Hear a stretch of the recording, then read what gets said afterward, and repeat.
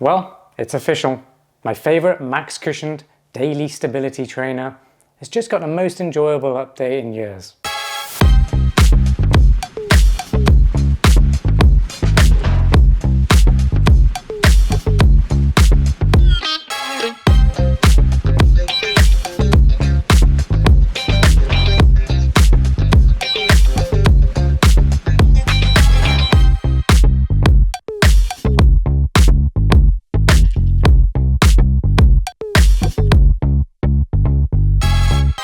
The main updates with the Saucony Hurricane 26 are the new fit, so there's more room in the toe box now, and just generally the upper feels much better. There's enough space for my toes to wiggle and expand on the run, but also you've now got IncrediLux foam in the midsole, and this foam drops the weight of the shoe whilst giving it more response and playfulness on the road.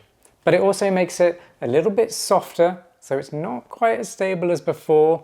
Supinators, this one won't be for you, but for most people who overpronate, you're really gonna love these. Let's kick off with the key specs. They cost $170 and you'll be able to get a pair on July the 1st in the US. They weigh 9.3 ounces or 264 grams. That's for a size US men's 9, my pair. That's actually pretty lightweight for a daily trainer with stability features like this and all this protection and cushioning underfoot.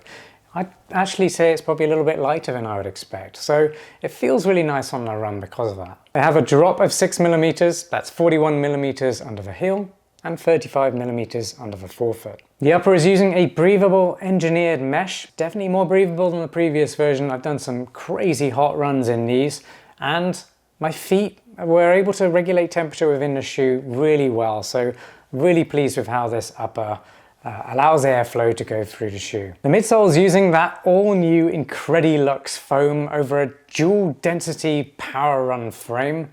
What that does is give you nice protection underfoot when you land, but it also gives you a lot of pop and response. It's playful and it's bouncy, definitely more bouncy than the previous version. And I really like how that feels. More on that in a moment. And the outsole is using a redesigned XT-900 rubber compound. When it comes to sizing and fit, they're very much true to size. If you follow US sizing, go with the usual size, you're absolutely gonna love it. There's more room than the previous version, so nice amount of room in the toe box. And overall, there's just a bit more volume. The lacing system does allow you to get a nice snug fit, really good midfoot lockdown. Heel lockdown is fantastic as well. There's an extra eyelet there if you do have narrow heels and you need to use racer's loop heel lock method. Not sure what that is, follow that link up there. That basically holds your heel in the shoe if you do have narrow heels. There's also tons of padding around the collars and the heel counter. Tongue's nice and soft as well, and there's even a little pull on the tongue. Very minimal, but it works for trying to open up the shoe and slip the shoes on. If you're enjoying this review so far, please give the video a like. Really appreciate it when you guys do that. Helps my videos get seen by more people and it makes me feel really popular. And if you've had experience running in these shoes, I want to hear it. Put it in the comments. Let me know how you've been using them and maybe what kind of build you've got and basically how you've been getting on. Do you like them? Do you hate them? All that information is going to be really helpful to anyone else who's looking to buy these. And make sure you subscribe to the channel. Hit that notification bell and I'll see you on the next shoe review. All right, time for my performance review. I'm going to start by talking about this midsole, the IncrediLux foam, which is brand new from Saucony. And it's an important one to talk about because that is really the DNA, the life and soul of this shoe. And it is the newest thing to the Hurricane line. So a lot of you are probably wondering, how is it affecting the ride and the feel of this shoe? And the stability of a shoe for that matter. Well, this is an interesting one. I definitely like this upgrade. I think it's a really beneficial upgrade. It makes the shoe feel better overall, but it's not going to be for everyone. What it does is makes the ride feel softer and more responsive. So you get a nice amount of protection underfoot. It feels nice and cushy on the run, really comfortable for long runs, recovery runs, getting base mileage each week as well. So with that said, you might be wondering, well, does that affect stability? Well, yes, to a certain degree. This shoe was never one of those overly corrective stability running shoes. It never really forced your gait. It guided you instead, and it still does. It's definitely better for overpronators, those who their ankles roll inwards on the medial side.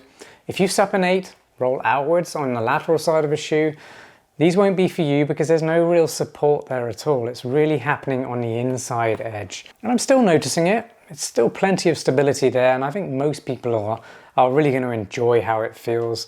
If you have serious overpronation issues, then you might want a little bit more of a specialized stability running shoe instead. But I do really enjoy how this new updated foam feels underfoot. It's more enjoyable to run in to me. I feel like I can go longer, and I just feel like I'm getting a bit more out of a shoe than previous.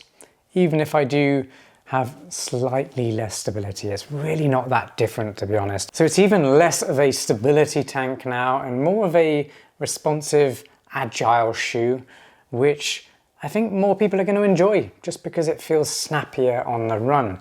And it is a lighter shoe as well.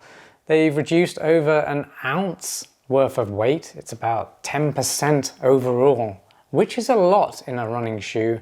And you do feel it on the run. You just feel like you can pick up the cadence a little bit more, and a higher cadence is going to be better for your form in the long run. So I think it's doing a lot of good things here, even though it might be moving slightly away from being the stability shoe that it was maybe a few iterations ago. The upper's really soft, and I really like how breathable the mesh is as well, which really does make a difference if you are running in hot conditions. It's nice having a little bit of airflow so your feet don't overheat.